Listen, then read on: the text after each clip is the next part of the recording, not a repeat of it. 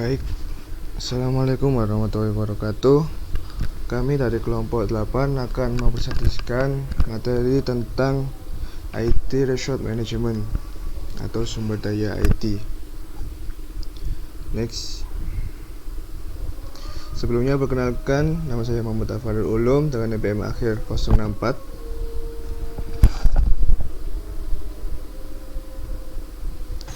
Perkenalkan, saya Maulida Zanatani RT dengan nomor NPM akhir 082. Perkenalkan, nama saya Intan Firdausi dengan nomor NPM akhir 059. Perkenalkan, nama saya Asana Sunabila dengan NPM terakhir 076. Oke. Sebelumnya kan dari minggu-minggu kemarin udah dijelaskan materi tentang strategic assessment, performance measure, risk management, dan sekarang yaitu resource management. Nice. Apa sih resource management itu? Resource management adalah melibatkan perencanaan, penjadwalan, dan pengelolaan sumber daya untuk mencapai tujuan bisnis perusahaan.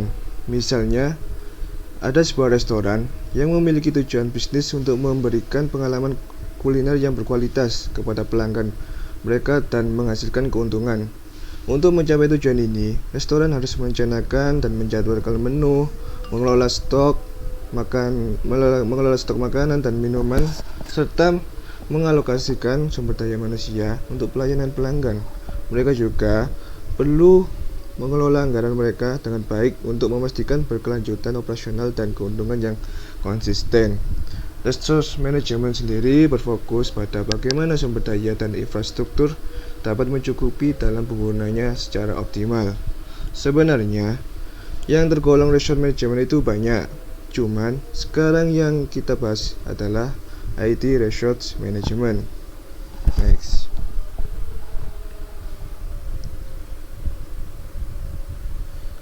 IT Resource Management. Apa sih IT Resource Management itu? Yaitu proses yang digunakan oleh organisasi untuk mengelola dan mengoptimalkan sumber daya teknologi informasi yang mereka miliki. IT Resource Management sendiri ada dua, yaitu IT Resource dan Outsourcing. Next. IT Resource atau sumber daya IT adalah semua uang, infrastruktur, aplikasi, informasi, dan sumber daya manusia yang digunakan dalam konteks teknologi informasi dan sistem informasi dalam suatu organisasi atau perusahaan yang mencakup semua elemen yang mendukung pengelolaan, penggunaan, dan pengembangan teknologi informasi dalam sebuah entitas. Jadi, 5 objek ini adalah bagian penting dari IT resource. Yang pertama, uang atau modal. Sumber daya finansial adalah sumber daya finansial yang dibutuhkan untuk mengembangkan, memelihara, dan mengoperasikan infrastruktur teknologi informasi, termasuk dalamnya anggaran untuk hardware, aplikasi, informasi, dan sumber daya manusia yang mendukung dalam investasi teknologi yang baru. Yang kedua yaitu infrastruktur hardware. Ini mencakup semua perangkat fisik yang diperlukan untuk menjalankan sistem komputer dan jaringan. Contohnya adalah server, komputer, router, switch, perangkat penyimpanan, dan perangkat keras jaringan lainnya. Yang ketiga ada aplikasi atau software. Aplikasi perangkat lunak adalah program-program yang digunakan untuk menjalankan berbagai tugas di dalam organisasi. Ini bisa berupa perangkat lunak komersial yang dibeli, perangkat lunak perangkat lunak open source, atau bahkan perangkat lunak khusus yang dikembangkan secara internal. Contoh, aplikasi yang meliputi sistem manajemen basis data, perangkat lunak produktivitas kantor, aplikasi keuangan, dan banyak lagi. Dan yang keempat yaitu informasi, data atau record. Data dan records merupakan salah satu sumber daya paling berharga dalam teknologi informasi. Ini mencakup semua informasi yang disimpan dalam basis data, sistem informasi, atau dalam bentuk dokumen digital. Data ini dapat digunakan untuk pengambilan keputusan, analisis, dan berbagai jenis tugas bisnis lainnya. Yang terakhir ada sumber daya manusia. Sumber daya manusia ini adalah elemen penting dalam pengelolaan teknologi informasi. Ini termasuk staf IT, administrator, jaringan, pengembangan perangkat, analisis data, dan semua individu yang terlibat dalam pengelolaan, pemeliharaan, dan pengembangan dalam sistem IT. Keahlian dan keterampilan SDM atau sumber daya manusia ini sangat penting untuk menjalankan dan memanfaatkan sumber daya IT yang lainnya dengan efektif. Semua elemen ini atau kelima objek ini bersama-sama dalam lingkungan IT untuk mendukung operasi bisnis, pengambilan keputusan, dan pencapaian tujuan organisasi. Pengelolaan sumber daya ini dengan baik akan membantu organisasi mencapai efisiensi dan efektivitas dalam penggunaan teknologi informasi untuk mendukung kegiatan bisnisnya. Next.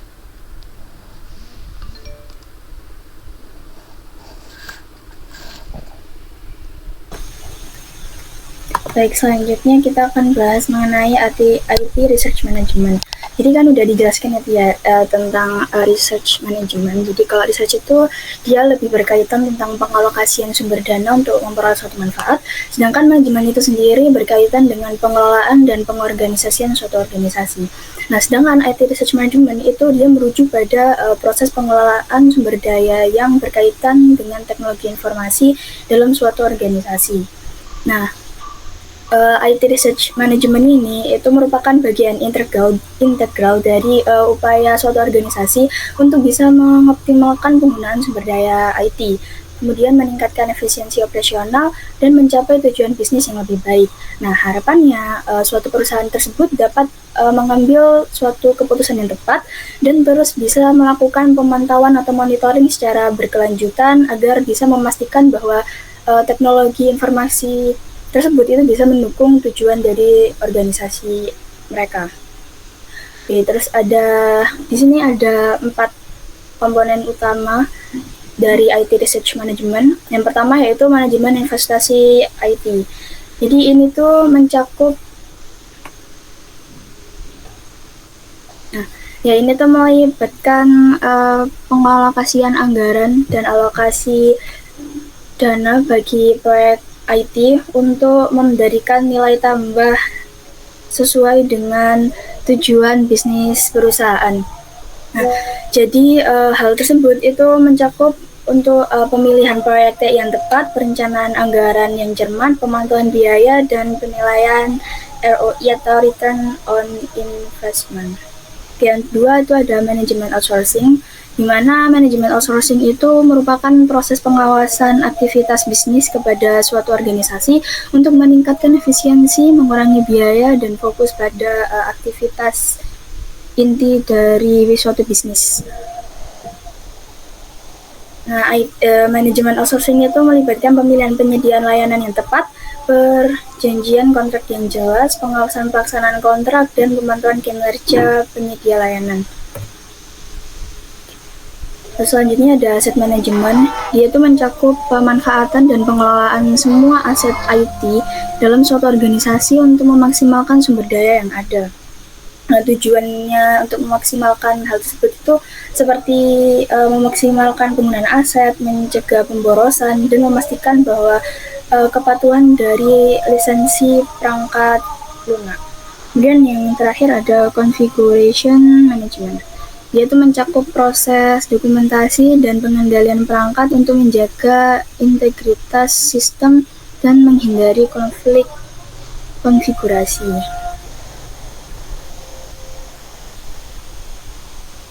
Oke, selanjutnya ada analisis investasi IT.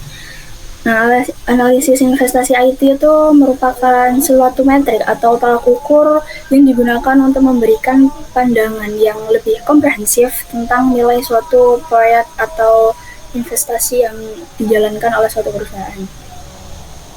Oke, yang pertama itu ada waktu. Untuk ini di situ ada payback period atau periode pengembalian investasi, di mana hal tersebut itu digunakan untuk mengukur seberapa lama sih waktu yang dibutuhkan untuk mendapatkan kembali investasi awal dalam suatu proyek investasi. Nah, di mana semakin pendek periode pengembalian, maka semakin cepat investasi itu menghasilkan keuntungan. Nah, hal ini tuh merupakan suatu ukuran sederhana yang sering digunakan untuk menilai tingkat risiko dalam suatu investasi. Yang kedua ada persentase profit, yaitu menggunakan return on investment, di mana return on investment itu merupakan suatu tolak ukur yang digunakan untuk mengevaluasi efisiensi dan profitabilitas suatu investasi. Nah, ini tuh mengukur seberapa besar sih keuntungan yang diperoleh dibandingkan dengan investasi awal. Oke, kalau buat menghitung ROI itu ada rumusnya tersendiri, di mana persentase profit itu yaitu keuntungan dikurangi investasi awal dibagi investasi awal dikali 100%. Nah, dimana kalau misalnya hasil ROI itu menunjukkan investasi yang lebih menguntungkan, maka metrik ini tuh bisa digunakan untuk mengambil keputusan investasi. Yang terakhir ada perbandingan investasi keuangan. Ini tuh menggunakan internal rate of return atau IRR. Nah, jadi IRR itu sendiri merupakan tingkat pengembalian yang mengukur tingkat keuntungan yang diharapkan dari suatu investasi. Nah, ini merupakan tingkat diskonto yang membuat nilai sekarang itu menjadi arus kas masa depan dari investasi sama dengan investasi awal. Jadi nanti kok kalau semakin tinggi nilai IRR-nya, maka semakin menguntungkan suatu investasi tersebut. Ya, ini terus ada yang satunya itu kurang profitability index. Nah, di sini tuh merujuk pada ukuran yang mengukur suatu proyek atau investasi di mana nanti akan menghasilkan rasio antara nilai sekarang dan arus kas masa depan untuk investasi awal tadi. Lah, PI atau profitability index yang semakin besar dari satu menunjukkan bahwa proyek atau investasi yang diharapkan itu menghasilkan keuntungan yang positif. Oke, ini terus kemudian ada contoh penerapan persentase profit di ROI. Jadi ini misalkan Anda atau kalian memiliki sebuah bisnis yang menjual produk A gitu. Kemudian kalian menginvestasikan uang sebesar 10 juta untuk memproduksi produk tersebut dan menjualnya dengan harga 25 juta.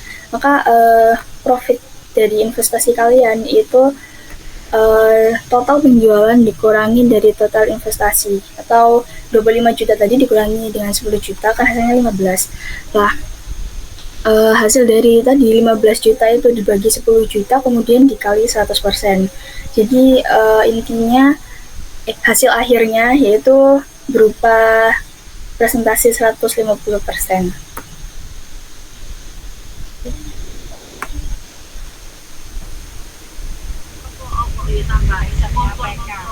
Baik, selanjutnya adalah outsourcing. Next.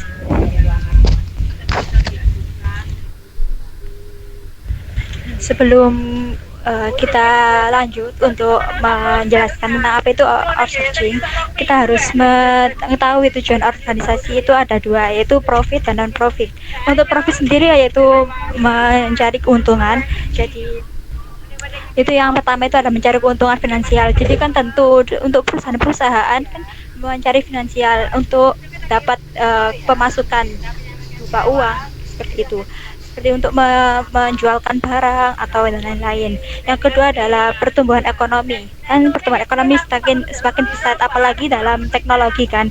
Jadi dengan pertumbuhan ekonomi itu harus makin berkembang luas harus bisa meningkatkan pangsa pasar juga. Yang ketiga adalah meningkatkan nilai bagi pemegang saham.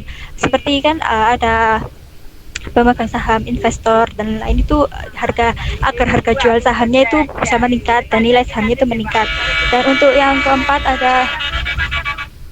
ada inovasi dan keunggulan bersaing. Itu kan semakin banyak persaingan di dunia organisasi itu kan semakin sulit. Jadi itu harus menciptakan inovasi-inovasi yang terbaru dan terkini serta yang bisa menarik konsumen untuk membeli atau menggunakannya.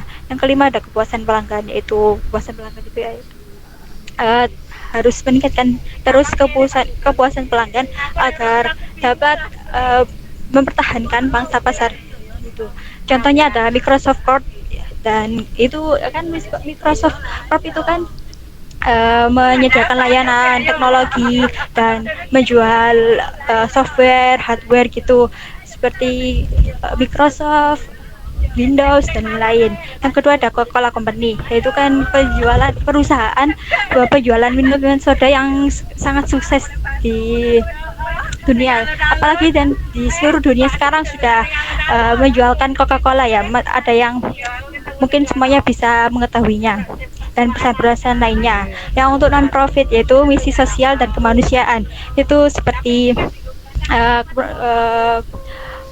lebih ke memanusiakan manusia gitu loh, kayak lebih ke sosialnya dia itu tanpa imbalan, membantu manusia yang pelosok atau apapun. Yaitu yang kedua kesetaraan dan keadilan, ya tadi seperti tadi kan pada daerah-daerah atau negara tertentu kan masih tertinggal untuk akses pendidikan, kesehatan dan lain, yaitu untuk tersebut. Yang ketiga ada memberikan manfaat sosial seperti sebelumnya itu ya, seperti itu yang kayak manfaat bagi sesama manusia gitu. Yang keempat kependidikan dan kesadaran, yaitu pendidikan ya yang kan tertinggal, tidak hanya pengetahuan, juga bisa informasi-informasi dengan isu-isu terkini. Contohnya ada UNICEF. UNICEF itu menangani anak di seluruh dunia, dan WHO kesehatan dunia. Kan akademi itu lembaga yang dapat memberikan pengetahuan online pada seluruh dunia, dan palang merah yaitu seperti tanda darah dan lain-lain. Next.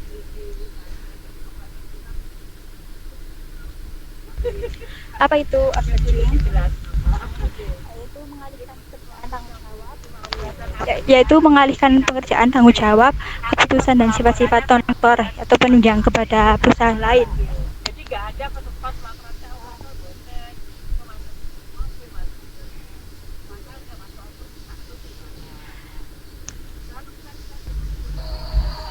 Searching sendiri tuh kayak praktik di mana suatu perusahaan memperkerjakan pihak luar atau eksternal untuk membantu pihak internal yang belum bisa menanganinya, seperti layanan teknologi, manajemen TI, keuangan, produksi barang dan layanan pelanggan. Itu contohnya perawatan infrastruktur TI, pengelolaan database perusahaan dan lain-lain. Next.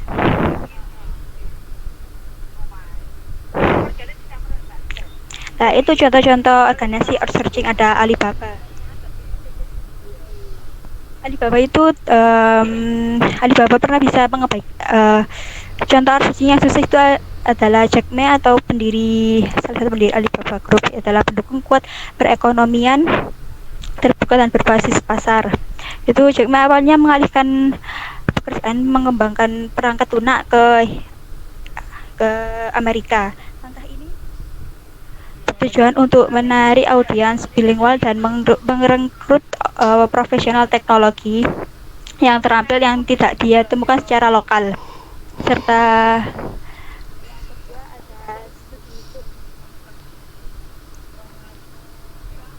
ada StudiTube, yaitu platform pendidikan online yang berbasis di Belanda, yang mengandalkan programmer dekat negara tersebut, tadi tidak di negara itu sendiri.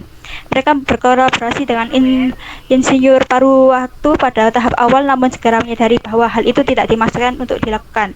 Jadi mereka memperkerjakan pengembangan dari Ukraina, dan outsourcing dekat pantai ini memperkuat peluang mereka untuk mengembangkan bisnis mereka dengan investasi terjamin sebesar 1.500.000 euro. Yang ketiga ada snack.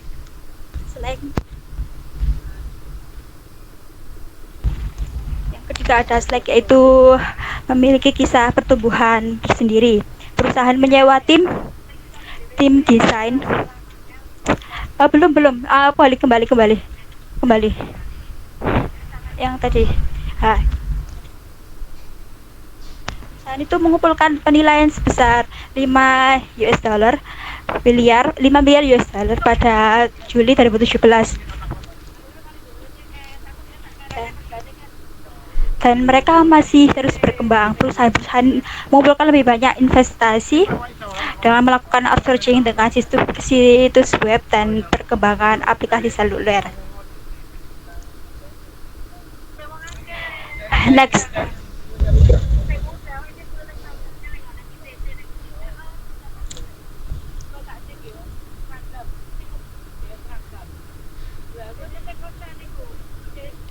Nah, alasan outsourcing TI yaitu pengurangan biaya. Pertama, pengurangan biaya. Salah satu alasan ini adalah pengurangan biaya untuk dengan mengontrak pihak luar. Perusahaan dapat menghemat biaya yang biasanya terkait dengan mempekerjakan staf TI internal, memperoleh dan memelihara perangkat keras dan perangkat lunak, serta mengelola infrastruktur TI. Yang kedua adalah peningkatan efisiensi. Vendor yang mengkhususkan diri dalam layanan TI memiliki keahlian dan pengalaman yang luas dalam memelihara sistem dan keamanan serta infrastruktur TI. Dengan menggunakan layanan outsourcing, perusahaan dapat meningkatkan efisiensi operasional mereka karena vendor dapat memberikan solusi yang lebih cepat, efisien, dan menangani masalah teknologi. Yang ketiga adalah fokus pada kegiatan inti perusahaan, yaitu dengan mengalihkan fungsi-fungsi TI pada vendor eksternal. Perusahaan dapat lebih fokus pada kegiatan inti mereka. Ini berarti bahwa sumber daya internal mengelola sistem TI dan kegiatan bisnis utama. Fokus yang lebih besar pada bisnis inti perusahaan dapat meningkatkan produktivitas dan inovasi. Yang keempat ada akses keahlian khusus, yaitu vendor outsourcing TI seringkali memiliki tim yang terdiri dari ahli-ahli IT dengan keahlian khusus berbagai bidang seperti perkembangan perangkat lunak, analisis data, keamanan jaringan, dan dukungan pelanggan. Dengan mengontrak vendor yang memiliki keahlian ini, perusahaan dapat mengakses pengetahuan dan keterampilan yang mungkin tidak dimiliki oleh IT di tim mereka. Itu yang contohnya itu adalah aplikasi Curiosity. Curiosity itu adalah stream yang aplikasi stream online gitulah, gitu. Yang kayak tadi pengurangan biaya pada Curiosity itu kayak kontrak programmer luar negeri untuk dia itu untuk program yang belum bisa, kan di tim mereka itu belum ada, jadi itu mengontrak tim luar negeri gitu kan, bantu dari pihak eksternal seperti itu. Yang kedua itu peningkatan efisiensi, ya seperti tadi melibatkan tim yang ahli khusus dalam perkembangan perangkat.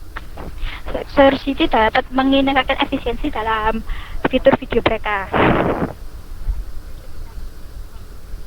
Jika ada fokus pada kegiatan inti perusahaan, dengan mengontrak tim luar negeri untuk mengembangkan fitur fitur video itu, tim internal sistem dapat lebih fokus pada kegiatan inti perusahaan mereka, seperti konten kreatif dan strategi pemasaran mereka.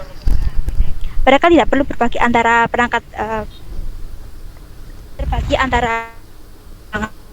kegiatan inti mereka, karena kan dibedakan, ada tim inti itu dan tim yang perangkat itu dari programmer luar negeri tadi. Dan ada akses keahlian khusus, mengakses keahlian khusus dari tim luar. Ya itu dari tim tadi yang program luar negeri itu yang bisa mengakses khusus keahliannya dengan pengetahuan dan pengalaman yang mungkin tidak terdapat dalam tim internal, jadi mereka mengambil dari tim programmer luar negeri tersebut. Next.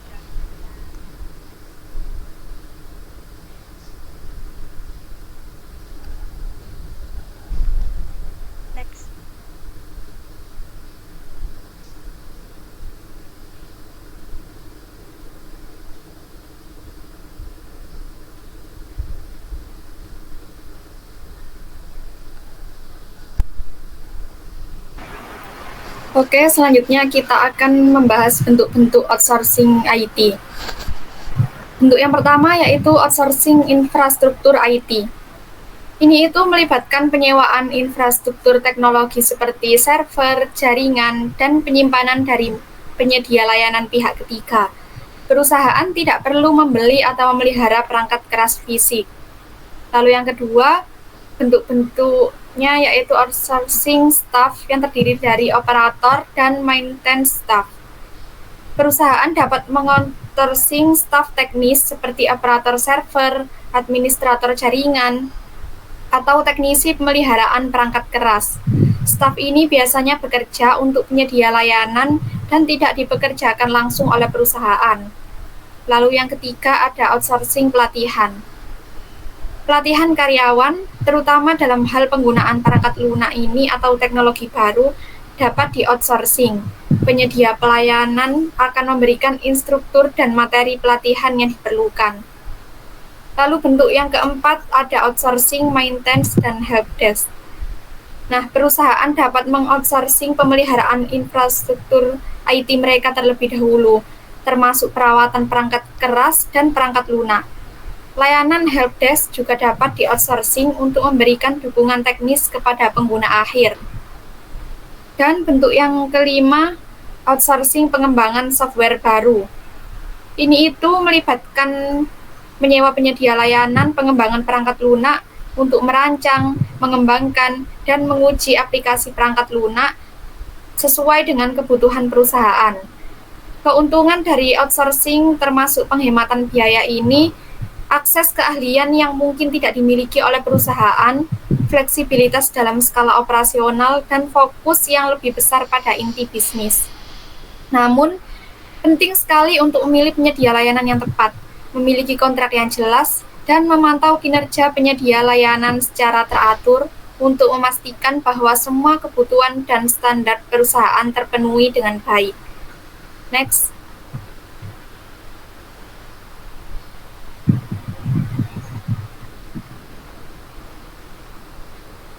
Lalu, panduan melaksanakan kerjasama outsourcing. Kerjasama outsourcing yang sukses memerlukan manajemen yang cermat, komunikasi yang efektif antara pihak yang terlibat, dan pemantauan yang teratur terhadap kinerja dan kualitas layanan. Dengan mengikuti panduan ini, maka dapat mengelola resiko dan memaksimalkan manfaat dari kerjasama outsourcing. Panduan ini merupakan bagian yang sangat penting dari pelaksanaan kerjasama outsourcing yang sukses. Langsung saja yang pertama, tetapkan kesepakatan yang jelas dan terukur. Nah, di sini itu pastikan kesepakatan outsourcing terperinci terlebih dahulu dan mencakup semua aspek penting seperti lingkungan layanan, biaya, jadwal, dan kualitas layanan yang diharapkan. Dengan kesepakatan yang jelas, maka semua pihak terlibat memiliki pemahaman yang sama tentang apa yang diharapkan. Lalu yang kedua, monitor pemenuhan kesepakatan. Pantau secara rutin kinerja penyedia layanannya terlebih dahulu. Gunakan KPI atau Key Performance Indicators yang telah ditetapkan dalam kontrak untuk menilai apakah mereka memenuhi komitmen mereka. Lalu, tahapan yang ketiga, tetapkan denda uang untuk setiap pelanggaran. Nah, dalam kontrak ini, tetapkan denda atau sanksi finansial yang jelas untuk pelanggaran atau ketidakpatuhan oleh penyedia layanan. Ini itu memberikan intensif bagi penyedia layanan untuk menjaga kualitas dan ketaatan mereka. Yang keempat, sepakati masa uji coba dan laporan hasil kerja. Selama fase uji coba, pastikan untuk mengukur kinerja penyedia layanan secara menyeluruh. Laporkan hasil kerja kepada pihak outsource dan evaluasi apakah mereka memenuhi ekspektasi. Lalu panduan yang kelima, diizinkan mengubah operasi bisnis jika diperlukan. Di sini itu pastikan kontrak outsourcing memberikan fleksibilitas bagi perusahaan untuk mengubah operasi bisnis atau strategi jika diperlukan. Lalu, ini itu sangat penting sekali untuk menjawab perubahan dalam kebutuhan bisnis. Yang keenam, manajemen peningkatan biaya yang tak terhindarkan dalam kontrak. Peningkatan biaya ini yang tak terhindarkan harus diperhitungkan dalam kontrak. Tentukan batasan atau mekanisme terlebih dahulu untuk menangani peningkatan biaya agar tidak mengganggu keberlanjutan kerjasama. Yang ketujuh, monitor dan manage kualitas layanan. Jangan hanya mengandalkan penyedia layanan untuk mengelola kualitas layanan. Lakukan pemantauan dan manajemen secara aktif untuk memastikan bahwa layanan yang diterima itu sudah sesuai dengan standar yang diharapkan. Dan yang terakhir, jangan sampai perusahaan itu sangat tergantung kepada outsource. Artinya itu jangan membiarkan perusahaan menjadi terlalu tergantung pada penyedia layanan outsourcing.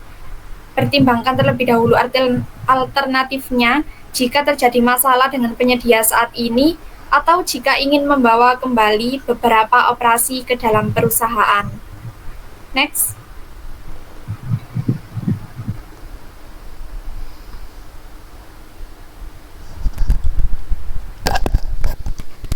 Baik, sekian presentasi materi dari kelompok kami. Berikut ada barcode yang berisikan pertanyaan-pertanyaan dari materi kami. Silakan dikerjakan. Oke, segitu saja dari kami. Wassalamualaikum warahmatullahi wabarakatuh.